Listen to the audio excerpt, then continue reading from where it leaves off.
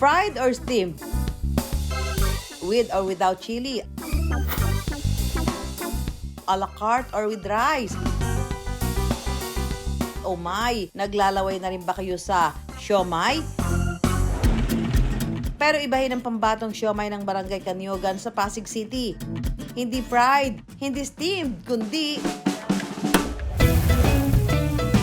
grilled o inihaw na siomai. Ulala!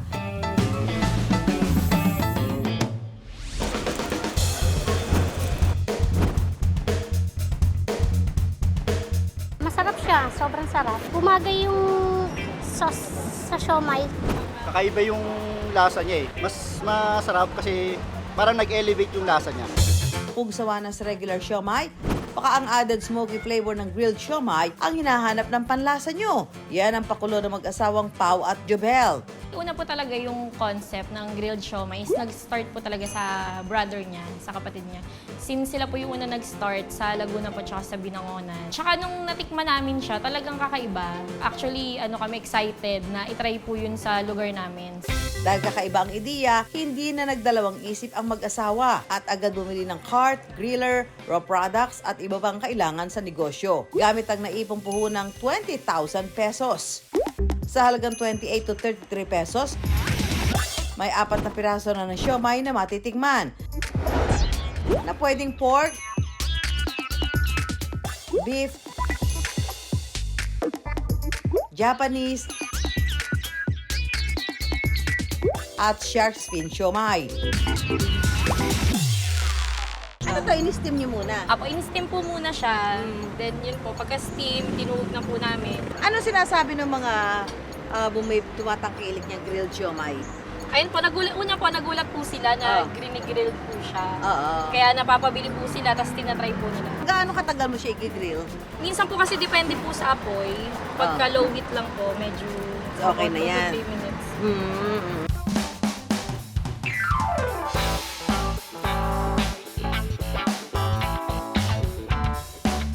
Dahil nga grilled siya, so malalasahan mo na siya ay nag-grill.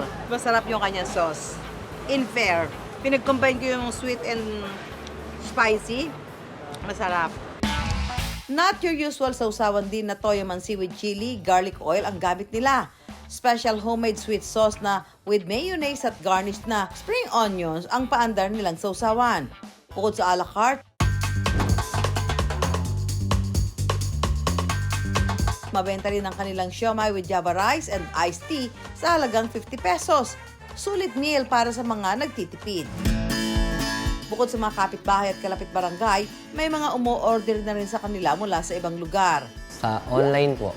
Post lang po ng post sa Facebook. Nagpapadeliver sa iba't ibang lugar. Pati po yung mga company, nagtatrabaho, nagpapadeliver po sa amin. Fried or steamed? With or without chili? A la carte or with rice? Oh my, naglalaway na rin ba kayo sa siomai? Pero ibahin ang pambatong siomai ng Barangay Kanyogan sa Pasig City. Hindi fried, hindi steamed, kundi grilled o inihaw na siomai. Ulala! Tuwing may liga ng basketball sa kanilang barangay, inililipat nila ang cart malapit sa basketball court. Nakakaubos lang naman sila ng 40 kilos ng siomai at umaabot ng 10,000 pesos ang kita. Naimbitahan na rin sila sa ilang birthday party. Nagkakahalaga lang ng 6,000 pesos ang party package na kaya na magpakain ng hanggang 150 katao. Kaya magpatikim tayo sa mga kapuso natin dito. Kayo ba naglalagay talaga? Opo, kami po naglalagay ng sauce. Yeah, okay na yan. Opo. Tapos Tapos? ito po yung... Ay, gagano. Opo. Magastos yung ano nyo, ha? Yan, okay na yan. Pero mas okay po kung mas marami. Parang... Sa gastos, parang magastos to eh, no? Tapos ito po yung nasa Tapos ito na top. pang i-garnish Opo. sa ibabaw. Wow, napaka ano naman ng ano mo, presentation, no? Nung grilled siomai. Hop! Ano pa? Sarap. Maniniwala akong masarap kasi sa pagkakasabi mo. Steam dyan, pero ginrill pa rin. Ano pagkakaiba ng lasa? Mas compact yung ano niya. Laman? Yung laman po niya. At saka yung nagbigay ba ng dagdag na flavor yung pagkakaihaw? Opo. Nasa, Tsaka yun- po yung sauce po, mas masarap. Sarap. Opo, sarap po. Sige, subo pa. Ano gusto mo, sweet or spicy? Sweet na lang. Sweet na lang. Bago yan, ha? Oo nga, grilled. Kasi di ba yung siomay? Grilled dito. Grilled, oh. In-steam muna nila, tapos ginrill. Ginrill. Yan, sige. Try mo na. Yan. Masarap. Sarap. Kasi luto siya sa loob, eh. Oo, okay. Buti ni steam. Oo. Kasi kapag ginil mo lang siya, hindi ka Yeah. masarap. So, luto sa loob. Mhm. Tapos yung outer, ano niya, kasi inihaw nga. crispy. Crispy. Dahil sa pagka-grill. Tsaka yung grill taste, maandon. Sarap. Sarap. Mhm. Same na. Nakatutok si Pao sa pagpapalago pa ng kanilang negosyo, samantalang si Jobel ay nagtatrabaho pa rin bilang customer service representative. Kung papalarin raw at magtutuloy-tuloy pa ang magandang takbo ng kanilang negosyo, mas gugustuhin daw ni Jobel na tulungan lang si Pao sa pagpapatakbo nito. Sa future plan, nag-ano po kami na magkaroon na kami ng sariling pwesto. Papalagay ng siomay yan sa iba't ibang lugar. Sa ngayon, kumikita sila ng 2,000 to 3,000 pesos kada araw. Nakapagpa-renovate na rin sila ng bahay at natutustusan ang pang-araw-araw na gastusin at mga bayarin dahil sa kanilang siomay negosyo. Pagka sa business po, hindi naman po araw-araw laging malakas ang benta.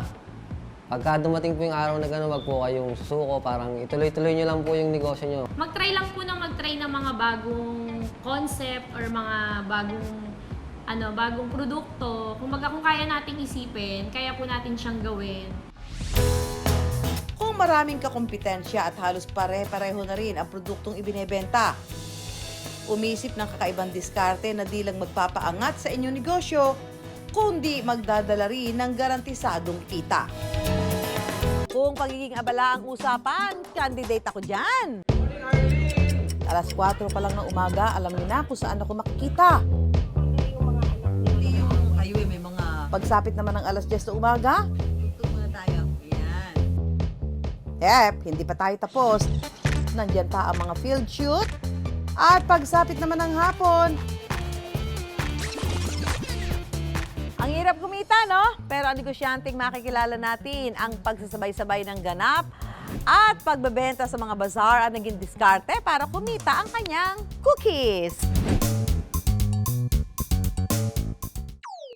Quezon City, Makati o Taguig. Basta may bazaar, join ang negosyanteng simaan. Mahilig kasi ako makinig ng mga podcast, manood ng mga videos. Meron cookie shop owners, kita ko nagbabazar sila. Sabi ko, why not itry ko rin? Nakipag-coordinate ako sa mga organizers. Nagtanong-tanong ako kung ano yung malapit and maganda yung location. Purely online kasi talaga kami. So sa online, ang ino-offer lang namin is 6-pack and 12-pack. Pagdating naman sa bazaar, nag-o-offer kami ng single pack, 6-pack din and 12-pack. Mukha mang simpleng cookies ang kanyang paninda, pahirapan daw ang pagsisimula ni Maan dahil pinili niyang maging kakaiba. Ang available na cookies sa market is yung chocolate chip, diba? Kami, we wanted to go outside the norm. We wanted to offer something unique. Oatmeal cookies kasi dessert siya na can satisfy you at the same time being healthy and with less guilt. Ang ideyang oatmeal ang gawing sangkap sa kanyang cookies na kuha rin ni Maan online.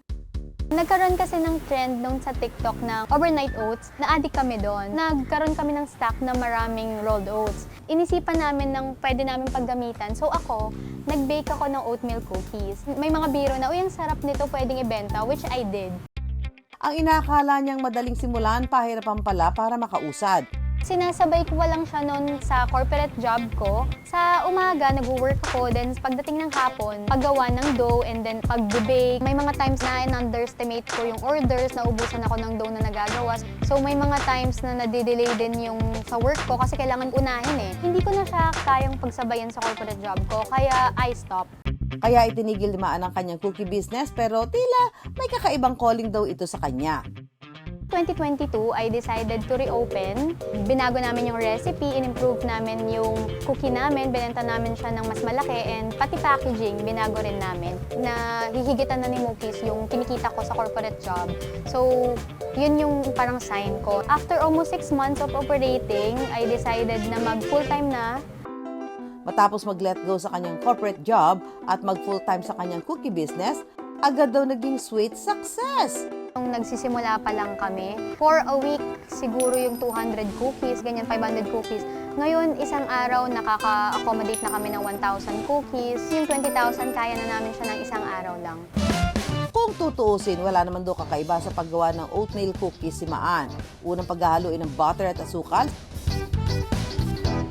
saka isa-isang ilalagay ang bawat itlog. Kapag ready na ang wet ingredients, sunod namang ilalagay ang harina. Dahil nga oatmeal ang pangunahing sangkap ni Maan, mas maraming rolled oats ang kanyang inilalagay sa cookie dough. Ang diskarte sa paggawa ng cookie dough, kinakailangan muna itong ilagay sa freezer ng 1 oras hanggang magdamag bago hulmahin para mas maging chewy ito.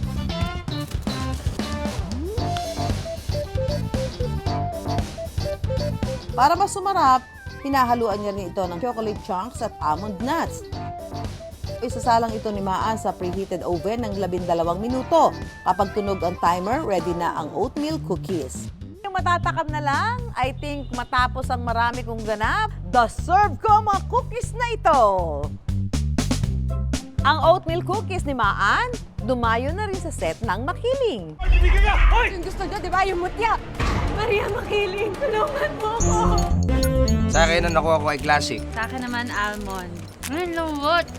Yung atin. O, maya, artista ka lang. Sarap. I like it. Ang masarap nga siya. No? Mas gusto ko yung ganito. Chewy na. Oo, same. Gusto ko yung chewy. Kasi hindi siya Hindi ako fan masakit ng sobrang kainin. lambot eh. 9.5 out of 10. Ang 9.6 out of the...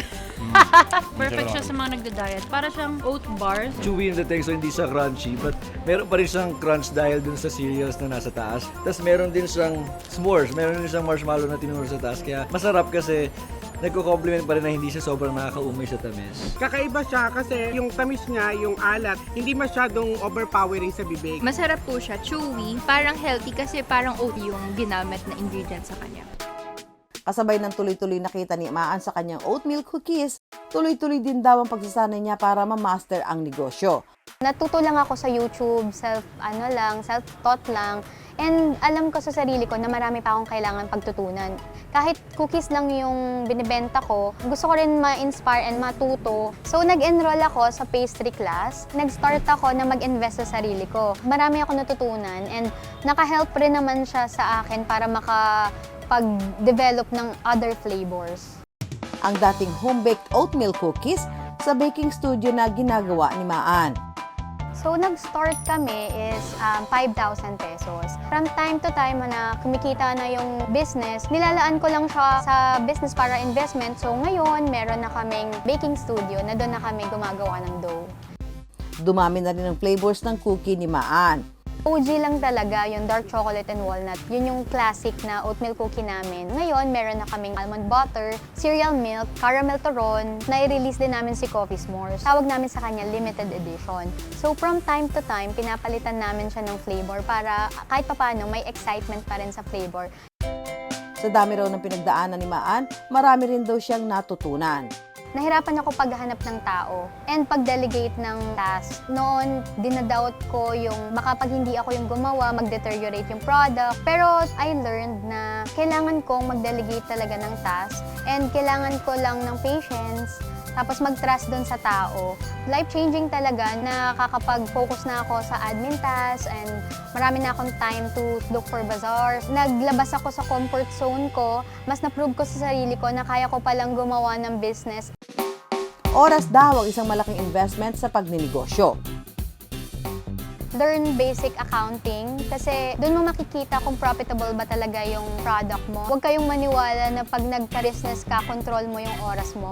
Hindi totoo yun. Mas hindi mo makontrol kasi kailangan mong mag-wear ng multiple hats. Lalo na ako na one-man team ako nagsimula. Kailangan mo lang i-surround yung sarili mo ng supportive people around you na pag napapagod ka na, andyan sila to remind you bakit ka nagsimula. Walang madaling hanap buhay at walang easy-going na negosyo. Ano man ang balak pasukin, maglaan ng sapat na oras at buong pusong pagtutok.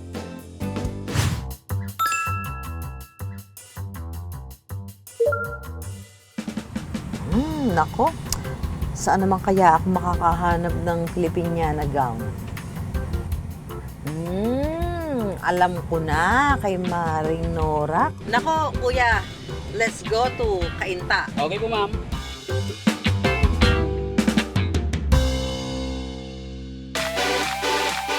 Fabulous! Makulay! Mahuhulaan niyo ba kung saan gawa ang mga gown na ito? The design is very kakaiba, di ba?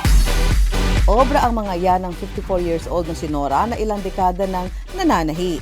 Nung high school, mayroon tayong vocational course doon sa pananahi. So, pananahi ang pinili ko. Siyempre, hindi ako nakapag-college sagad. Pagka-graduate ko ng high school, nag-enroll ako ng dressmaking. Ang ipinagmamalaki pa ni Nora sa mga tinatahi niyang gown, gawa sa lumang magazine, dyaryo, sako, foil, bubble wrap at mga pinagtabasang tela.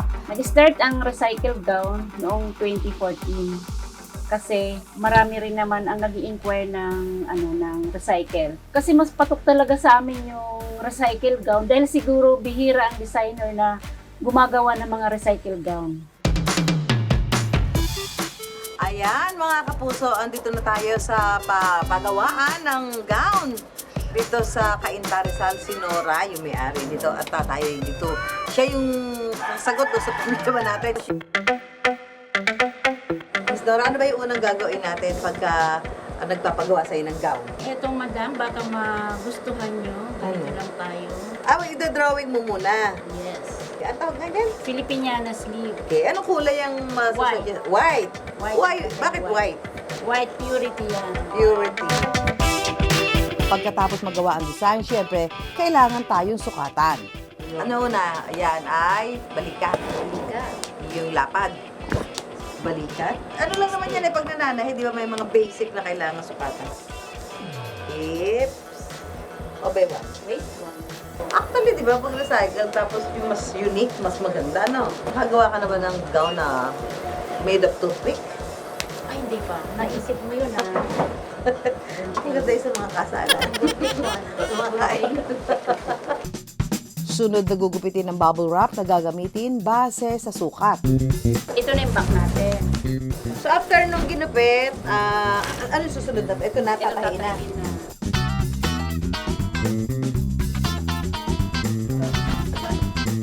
Ito yung gagawin bulaklak. Ito, para maging design. Napaka-creative naman, ano? So, ito yung gagamitin natin pampa tigas. Isa, pinakamagas. Ito no, iba yung tela niya para matigas niya. Time out muna mga mare, mamaya namin ipapakita ang final look ng aking gown. Bago pumatok ang negosyo, naranasan din daw ni Nora ang hirap ng buhay.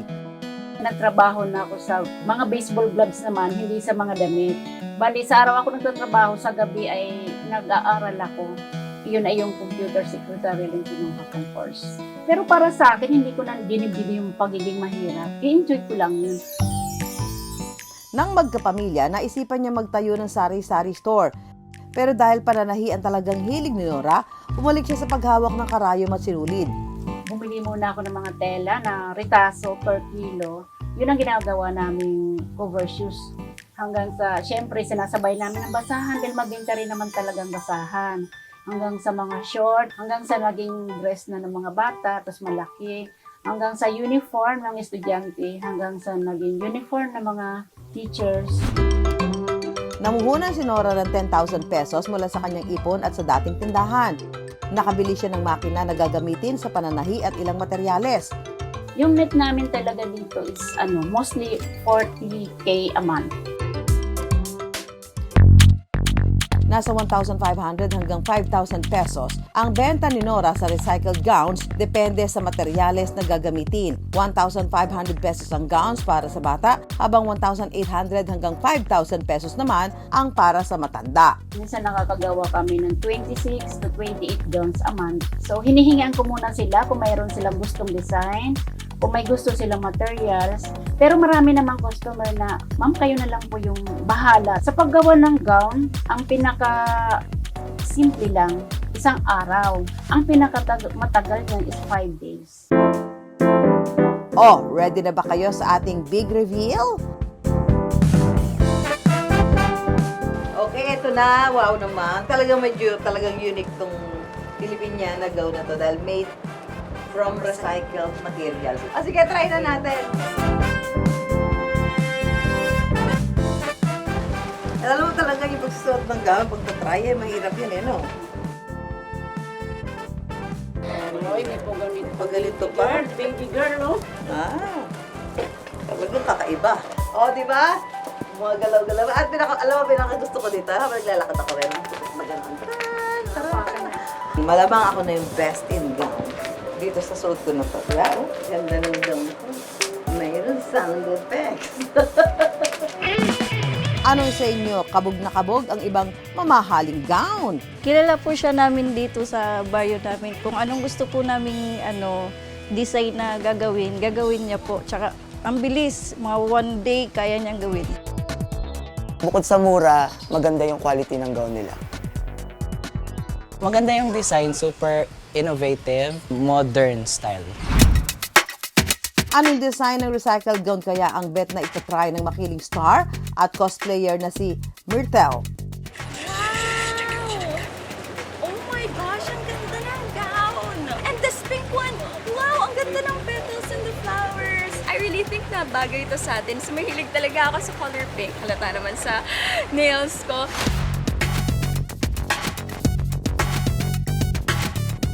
Cosplayer, I really appreciate yung hard work na nilalagay natin sa ating self-expression, creativity. Na gumawa sila ng mga iba't ibang straw para makabuo ng bulaklak. Akala natin basura, pero pwede pala natin gawa ng paraan para ako si Marie Makili. Bukod sa dream come true ang kanyang recycled gown business, masaya raw si Nora dahil nakakatulong siya sa mga nangangarap na maging modelo. Nagpapa-event din talaga ako ng Miss Eco Saver, Nora's Gown Ambassadress, para magkaroon ako ng mga model na taga dito talaga sa amin, para ma-expose ko sila sa mga tao. Dahil sa pananahin ni Nora, napagtapos niya ng pag-aaral ang mga anak at naipagawa ang kanilang bahay. Yung pang-araw-araw namin, kumbaga nagiging magaan talaga siya. Yung utang free, ganyan, kahit paano, nakakapag-travel tayo nang hindi tayo magpapalibre. Talagang true Filipina winner at di raw sikreto kung bakit nagtagumpay si Nora. Babantayan natin yung mga uso ngayon kasi medyo hindi na in sa mga kabataan yung gusto natin. Kasi lahat naman na pag-aaralan, unti-unti lang, step by step, hanggang sa matuto. At saka, pag alam mo, namamahalin mo na rin yung ginagawa mo. Pinatunayan ni Nora na totoong may pera sa basura. Ang ibang bagay na patapon na sa iba, may malaking pakinabang pa at daan ng pag-asenso ng iba. Basta gusto may paraan, kaya naman ang munting cookie business ni Maan, sweet success na ang nakamtan.